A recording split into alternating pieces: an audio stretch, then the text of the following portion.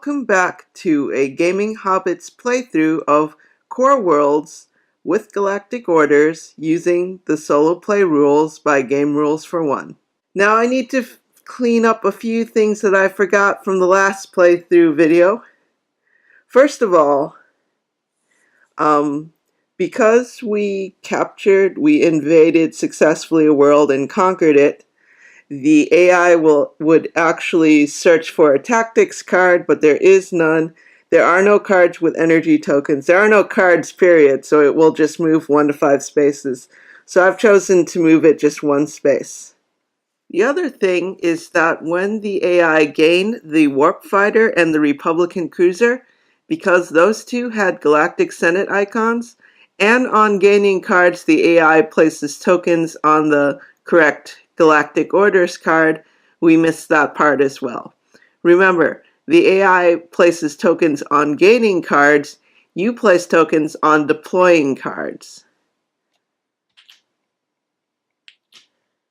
Let's move the round marker up to round 7. And we still have 6 cards and 5 actions. Let's reset our actions and our energy. And let's refill the universe from Sector 4. So we've got the world ship, which is pretty neat. And we really don't want the AI to get that. Kind of looks like it will, though. The Dreadnought Cruiser costs -1 energy to deploy for each starfighter in your war zone.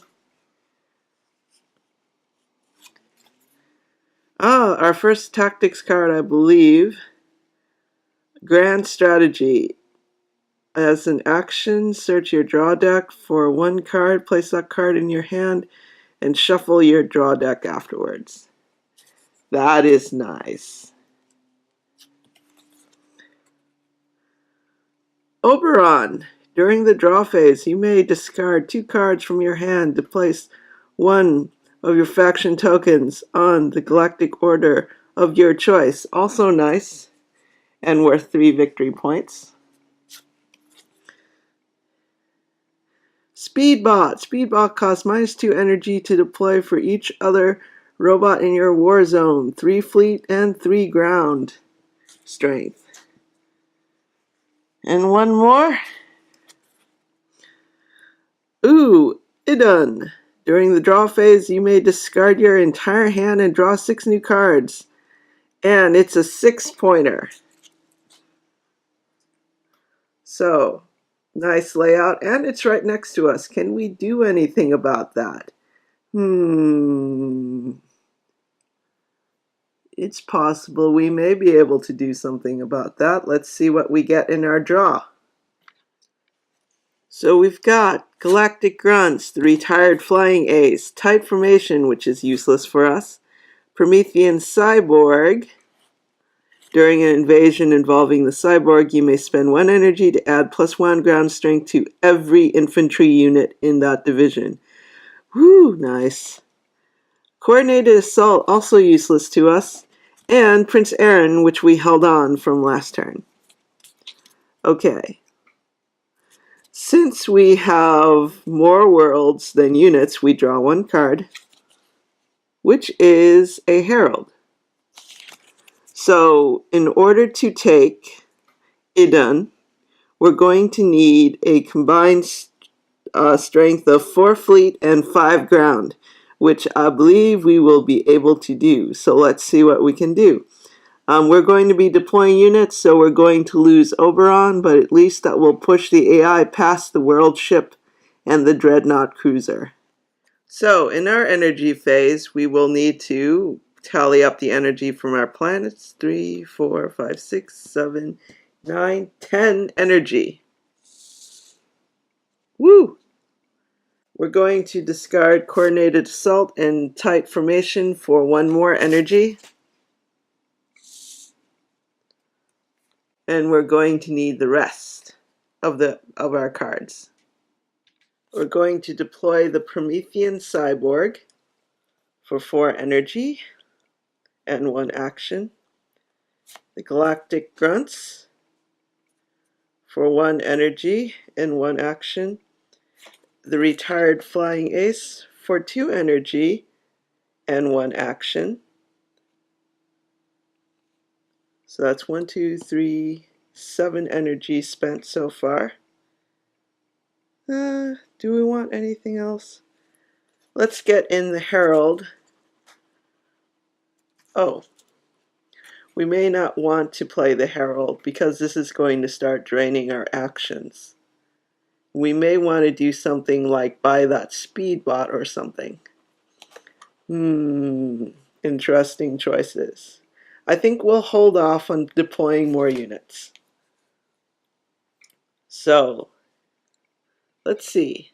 So that was a total of 1, 2, 3 actions. And we spent 1, 2, 3, 4, 5, 6, 7.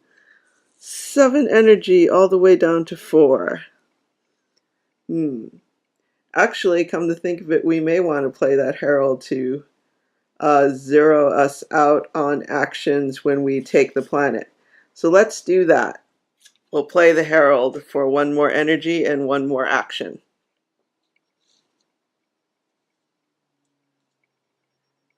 And since both the Cyborg and the Herald had Galactic Senate icons, we get to place 2 tokens in the Galactic Senate. So we are going to add in the Retired Flying Aces, 2 strength. We're going to boost that up by removing a token from the Galactic Senate to boost them up to 5 strength, 5 fleet strength.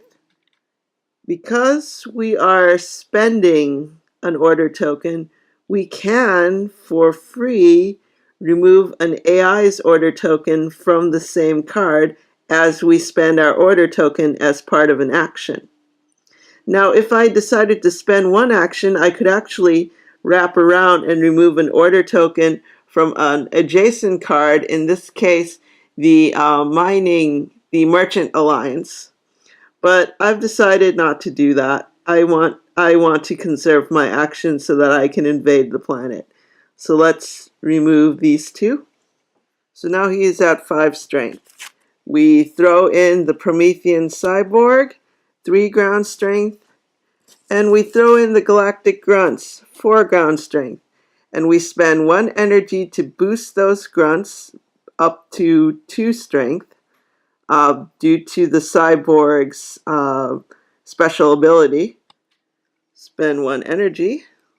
And we now have 5 fleet strength and 5 ground strength. So we take Idun. We discard these 2. We garrison the grunts on Idun. We've gained 6 victory points, which makes me feel quite good. And we are pulled into the space where Idun used to be. Now, there's one AI reaction I forgot to take into account, which is the fact that when we deployed units, the AI traveled 1, 2, 3, 4 within 5 spaces, and it took Oberon. Adds it to its tableau. And now that we've taken a world, it tries to find a tactics card clockwise. Remember, it always moves clockwise, but it can't, not within 5 spaces. So it tries to find a card with an energy token. There are none, so it just moves 1 to 5 spaces and lands on an empty space. The movement is required, so we just do that. Now I should remember we spent an action and an energy to invade that world. So we are at 0 actions, so the AI does not take an extra turn, and it does not gain the world ship. For our discard phase, we only have the 1 card in hand, so we'll just keep it. And let's move on to refilling the universe and moving on to the next sector. To the next round. Move the round token over 1. And we refill the board after adding energy tokens to existing cards. Looks like we'll need 2 cards to fill it out. And we've got the gunship, After an invasion, you may spend 4 energy to retain a Gaussian gunship in your war zone. It's kind of okay.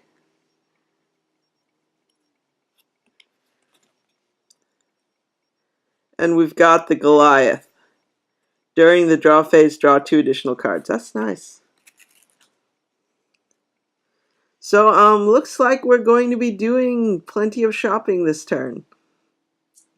We did not have the option to pass over cards until we found a world because we already had 4 non-world cards out there. So, that's just the way the cookie crumbles.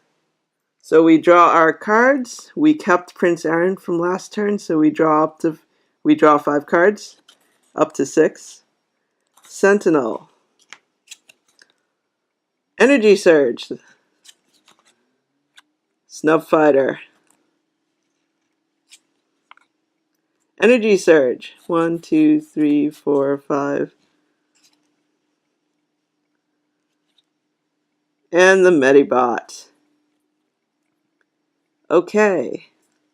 Not strong on units, but strong on energy surges. We may be able to get something out of this turn. I also forgot, embarrassingly so, to turn over our event. So what was our event?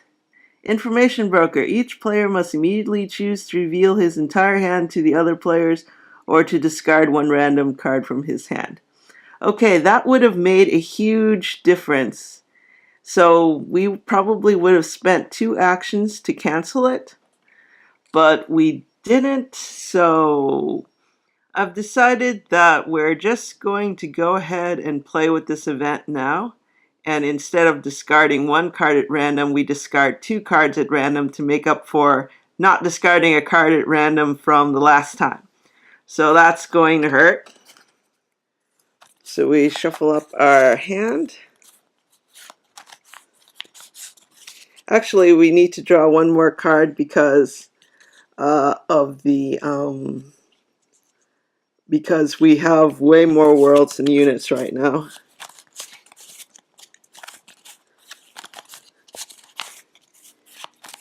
And we discard the Energy Surge. Arg! And the other Energy Surge! I believe we have repaid the Information Broker in full, because we definitely needed those Energy Surges to pay for cards. We gain 10 energy from our planets, and we also raise our actions up to 5.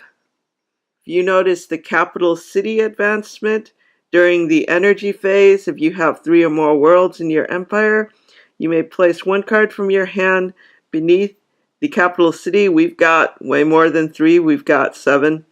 So we are going to place the Medbot under the capital city. Just leave it in the city because it's actually not very useful to us. I'll note that we only have 1 unit, so we don't have to pay army maintenance costs. We have a lot of choices to make here, but we need to be very, very careful. We want to run out of actions, and we don't want the AI to get the world ship. That may be impossible to do if we wanted, because if we pass right now, it'll take the world ship because it's the highest VP card on the board. And if we start buying units, it'll get closer and closer to buying the world ship, and we won't be able to do very much about that. So what I think I'm going to do is I'm going to take out some energy loans so that we can buy the Dreadnought Cruiser up here and the Grand Strategy, because that means that we will probably zero out our energy because we're not likely to zero out our actions. Would have been nice if we spent 2 actions to cancel that horrible random card discarding thing, but we didn't because of complications. So let's just go ahead with the plan. So we spend 1 energy. That brings us down to 9 total energy. We spend one movement here. That brings us down to 8. And now we take out an energy loan. Now an energy loan allows us to move over a spot for free the first time, but if we want to cross over the center spot again, and you can only take out energy loans on the center spot, we'll have to pay 2 energy to do that. So this is free, and now, oh darn it, we're not going to forget that energy loan, and we're probably going to, because of energy tokens, we're going to get energy back. So let's just move one more for one more energy.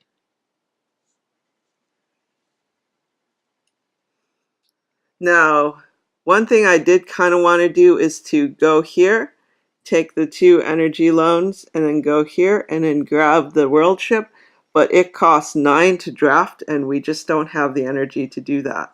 Now, we could have gotten the energy to do that possibly by having discarded 2 cards to get 1 energy, but oh well, we're probably going to lose this game. But let's do the best that we can.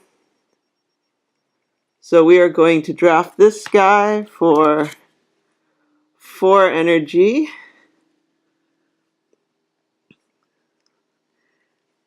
And 1 for 4 energy and get 1 back. 1, 2, 3, 4. 1 energy brings us back up to 4. We get pulled into the space. We do not have the energy to get the warship, and we do not have any tokens on the mining coalition, so we cannot get that extra energy. But we are going to get grand strategy, and hopefully that will give us some kind of edge. Oh, and we also had to spend 1 action to draft that. 1 action. Now we're going to spend 1 action and our remaining 4 energy, but we're going to get 1 energy back, unfortunately, to deal with, to get grand strategy. So 1, 2, 3, 4, and then 1 token brings us back 1. And we should have spent, yes, we spend 1 action to draft that card. Now, the AI reaction to the first draft, and we should have done the AI reaction ahead of time, is to draft this card that was next in line. So fortunately, no VPs. And its reaction to us drafting the tactics card is interesting because what it does is that it just moves spaces. 1 to 5 spaces to an empty location. Movement is required, so we are going to move it past the world ship. 2, 3, 4. So we just move it 4 spaces past the world ship. And we actually, that was actually kind of useless because we've already spent our 3 movement. We moved here, here, here, and we can't spend more than 3 movement in a round, which is disappointing because that means that even though we moved it past the world ship, it's just going to take that world ship because we're passing with energy and actions left over. And there's nothing in our hand that can actually make that any better. So what we should have done is possibly, we probably should have taken the hit for discarding cards to get 1 more energy. And yeah, that was a pretty big loss on our part and a huge mistake on my part. But we're going to keep going because now you can see what happens when you pass with energy and actions left over. The AI moves, and it moves faster than anything else. And it, in spite of this being beyond 5 spaces clockwise, it can still take it. It's got the energy token, and now it's got the world ship. And we move the world ship to its empire, and we tally up the energy that the energy token that it gained. Now for our discard. It's really hard to predict the future, so I'm going to keep the Sentinel because I can draw a card when I play it, and it will add a token to the Brotherhood, the Mystic Brotherhood, so I can draw cards, and we'll go on from there. Mistakes, mistakes, mistakes. That was not a great couple of rounds. Tune in next time when we finish all of this, and the AI is probably going to finish us.